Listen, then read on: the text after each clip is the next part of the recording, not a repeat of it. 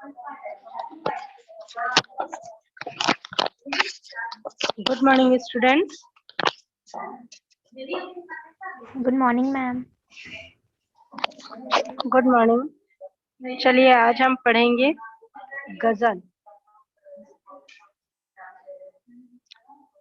अमृत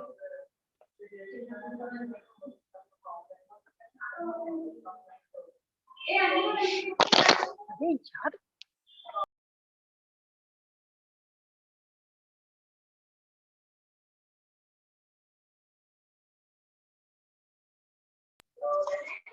चलिए आज हम पढ़ेंगे गजल।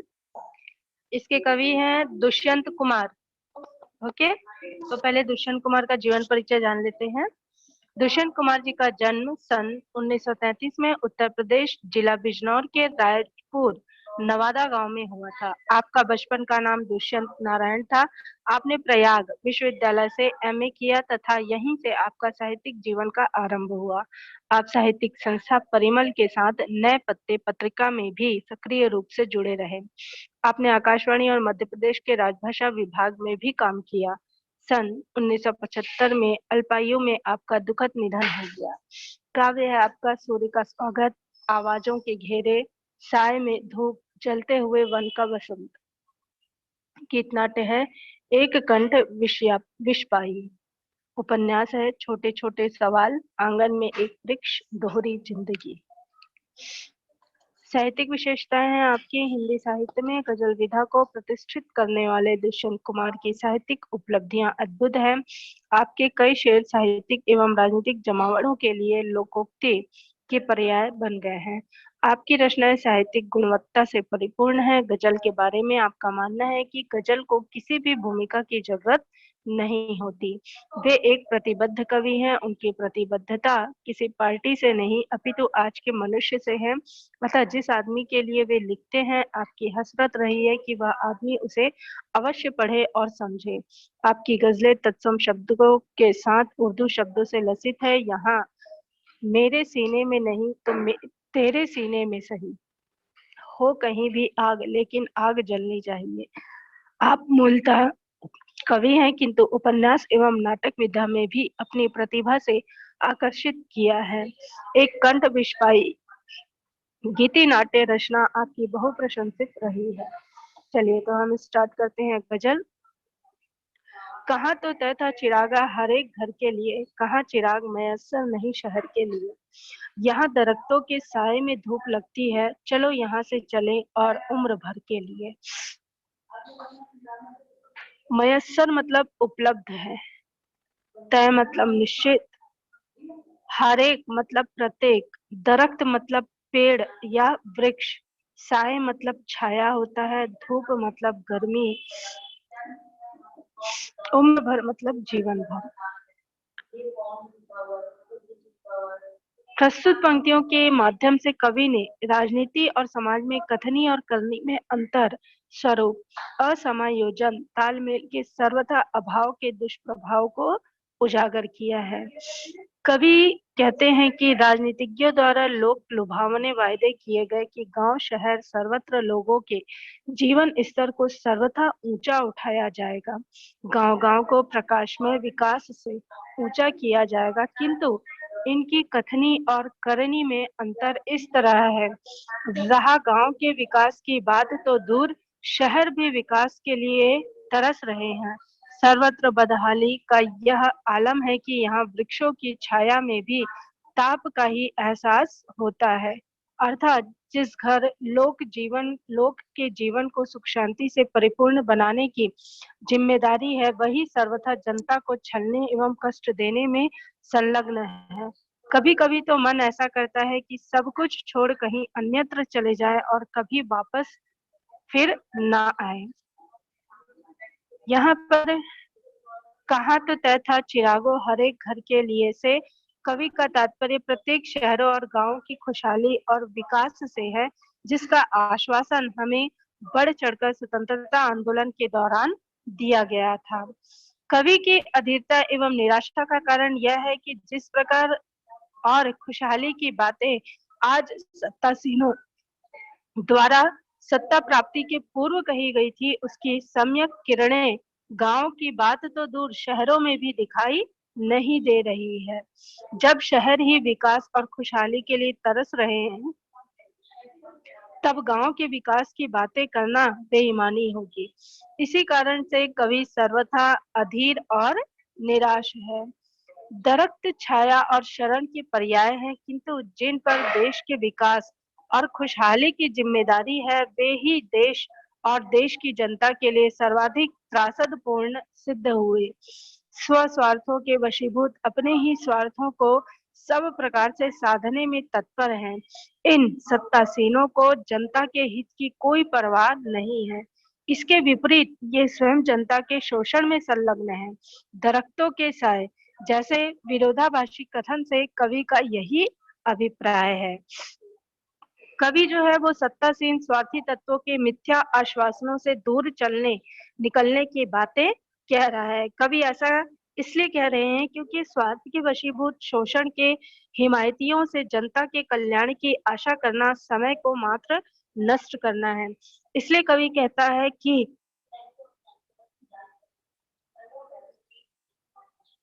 क्यों न हमें उम्र भर संघर्षों के मार्ग पर चलना पड़े, समग्र के हित में दृढ़ संकल्पों के साथ संघर्ष करने का साहस करना ही होगा।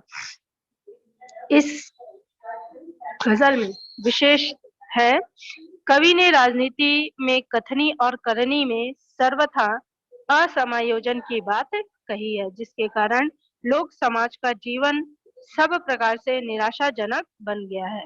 दरख्तों के साए में धूप लगती है में विरोधाभास एवं संपूर्ण पंक्तियों में अनुप्रास अलंकार है। गजल विधाश्रित काव्य भावों की पूर्णता एवं प्रभावी बनाने के लिए उर्दू शब्दों का भरपूर प्रयोग। चलिए आगे देखते हैं। ना हो कमीज तो पाँव से पैंट ढक लेंगे, वे लोग कितने मुनासिब हैं इस सफर के लिए। खुदा नहीं न सही आदमी का ख्वाब सही, कोई हसीन नजारा तो है नजर के लिए। मुनासिब मतलब अनुकूल, सफर मतलब यात्रा, खुदा यहाँ पर ईश्वर को कहा गया है, ख्वाब मतलब स्वप्न, हसीन मतलब सुंदर, नजारा मतलब दृश्य। प्रस्तुत पद्यांश में कवि ने जो भारतीय जनता की परिस्थितियों के साथ समझौतावादी सोच को उजागर किया है। कवि कहते हैं कि भारतीय जनता सतत शोषण का शिकार रही है, फलतः ये अपने अधिकारों को भूल सा गए हैं। ये शोषित एवं गरीबी जनित अभाव के आदी से हो गए हैं। यह स्थिति राजनीतिक रोटी सेकने वाले भ्रष्टाचारियों के लिए बिल्कुल अनुकूल बन गई है। कवि द्वितीय शेर में ईश्वर के बारे में कहता है कि ईश्वर का अस्तित्व है अथवा नहीं, यह बात महत्वपूर्ण नहीं है। कल्पना अथवा स्वप्न के द्वारा ही यदि अनगिनत लोगों को ईश्वर अस्तित्व की स्वीकृति से परम आनंद एवं शांति की अनुभूति होती है, तो यह बात विशेष महत्व रखती है। भारतीयों को सब प्रकार से सतत शोषित होने के कारण अभाव युक्त जीवन जीने की आदत सी पड़ गई है। भारतीयों को अपने शोषण का सम्यक विरोध न करने एवं शोषकों के प्रति जो सहिष्णुता की प्रवृत्ति का फायदा राजनीतिक रोटी सेकने वाले लोग उठाते हैं, जो सत्ता में होते हैं और जो सत्ता से दूर होते हैं, ये सबके सब भोली भाली भारतीय जनता को अपने स्वार्थ साधने के सर्वथा अनुकूल समझते हैं और ईश्वर के अस्तित्व को लेकर कि ईश्वर है अथवा नहीं है, भारत के लोग तर्क वितर्क से प्रायः परे होते हैं। धर्म भी भारतीय जनता ईश्वर की कल्पना स्वप्न मात्र की अनुभूति से पूर्ण संतुष्टि का अनुभव करते हैं। भाव यह है कि भारत के भोले भाले लोग ईश्वर के प्रति अत्यंत श्रद्धा और विश्वास रखते हैं। कवि का कोई हसीन नजारा तो है नजर के लिए से आशय है कि चलो कुछ तो है जो भारतीय जनता को कल्पना में ही सही सुखानुभूति का एहसास कराती है, चाहे वे लोग लुभावन कोरे आश्वासन ही क्यों ना हो। वस्तुतः कवि का यह व्यंग भाव ही है। यहाँ पर विशेष आपको बता रहे हैं, कवि ने भारतीय जनता के समझौतावादी दृष्टिकोण पर चिंता व्यक्त की है। और दूसरा है, कवि ने आस्तिक विचारों का समर्थन किया है। तीसरा, उर्दू मिश्रित खड़ी बोली का अलंकारिक प्रयोग है। और चौथा, उर्दू शब्दों के प्रयोग से भावों की दृष्टि से विशेष प्रभावी है। आगे है, वे मुतमईन है कि पत्थर पिघल नहीं सकता, मैं बेकरार हूँ आवाज में असर के लिए। तेरा निजाम है सिलदे जुबान शायर की, ये एहतियात जरूरी है इस बहर के लिए। जिए तो अपने बगीचे में गुलमोहर के तले, मरे तो गैर की गलियों में गुलमोहर के लिए। मुतमईन मतलब होता है आश्वस्त या इत्मीनान, बेकरार मतलब बेचैन, असर मतलब प्रभाव, निजाम मतलब शासक या शासन, सिल दे मतलब बंद कर दे, जुबान मतलब आवाज, शायर, शायर मतलब शायरी करने वाला, एहतियात मतलब सावधानी, जरूरी मतलब आवश्यक, बहर, बहर मतलब छंद होता है, गैर, गैर मतलब पराया। तो यहाँ पर कह रहे हैं कि जो सत्तासीनों की ताकत और भारतीय जनता को लेकर उनके आत्मविश्वास के साथ उन्हें किन्हें जनता को जगाने के अपने प्रयासों की बातें कही है। व्याख्या है, कवि कहता है कि सत्तासीन शासक वर्ग के पास सत्ता की ताकत है, जिसके बल पर वे भारतीयों का सब प्रकार से शोषण कर रहे हैं। वे भारतीय जनता को बेजान पत्थर समझते हैं और सोचते हैं कि इनको पिघलाया नहीं जा सकता। मुझे उनकी सोच को बदलने की बेचैनी है, इसलिए मैं अपनी आवाज को और अधिक प्रभावी बनाने के लिए प्रयत्नशील हूँ, ताकि लोग उनके शोषण का एकजुट होकर विरोध कर सके। कवि सत्ता पक्ष की ओर संकेत करते हुए कहता है कि तुम शासक हो, शासन तुम्हारा है, तुम एक कवि की जुबान आसानी से बंद कर सकते हो, इसलिए मेरे प्रत्येक छंद के लिए सावधानी आवश्यक है, तभी मैं शोषित जनता तक अपनी आवाज पहुंचा सकता हूँ। कवि कहता है कि मैं अपने बगीचे उद्यान के गुलमोहर लालिम मनोहर पुष्प वाले वृक्ष का नाम के नीचे ही जीना चाहता हूँ और मरना भी, क्यों ना दूसरों की गलियों में ही अपने इस गुलमोहर के लिए हो। यहाँ कवि का भाव यह है कि वह अपने भारत देश रूपी उद्यान के वन वृक्ष लसित मनोहर गुलमोहर की छाया में ही जीना चाहता है और मरना भी, चाहे वह जहाँ भी रहे, मरे भारत देश रूपी गुलिस्ता और गुलमोहर के लिए भी मरना चाहता है। वे मुतमईन हैं कि पत्थर पिघल नहीं सकता। कवि इस पंक्ति के माध्यम से सत्तासीनों के आश्वस्त होने की बात कह रहा है, क्योंकि उनको विश्वास हो गया है कि भारतीय जनता शोषण को ही अपनी नियति मानने लगी है। इनको जगाना नामुमकिन है। कवि भारतीय जनता को शेषकों का विरोध करने एवं अपने अधिकारों के लिए संघर्ष का बिगुल बजाने के लिए जगाने हेतु बेकरार है।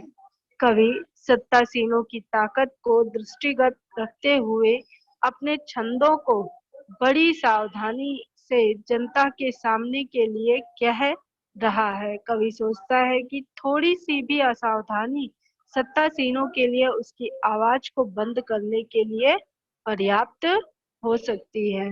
कवि भारत देश में वन बाग की छाया तले जीना चाहता है और कहीं भी मरे अपने देश के लिए ही मरना चाहता है।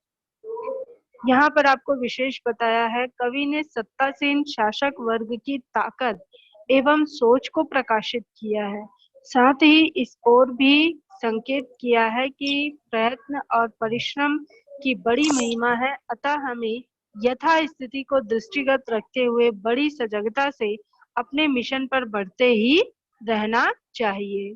दूसरा है, हमें अपने देश के प्रति सच्चा भाव होना चाहिए। तीसरा है, अनुप्रास अलंकार प्रतीकात्मक शब्दों के प्रयोग से भाव वहन में भाषा सर्वथा प्रभावी है।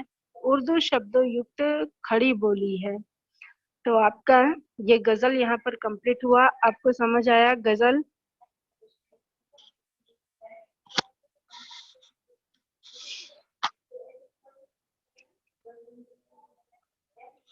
ऑल पार्टिसिपेट्स, आप लोगों को गजल समझ आया? Yes ma'am. Yes ma'am.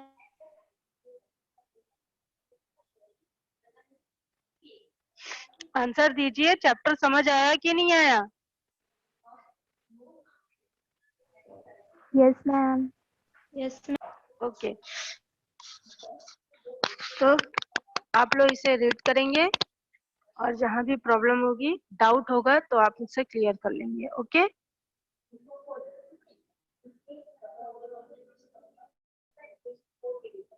और किसी को कुछ पूछना है इस चैप्टर में? किसी को कुछ डाउट है?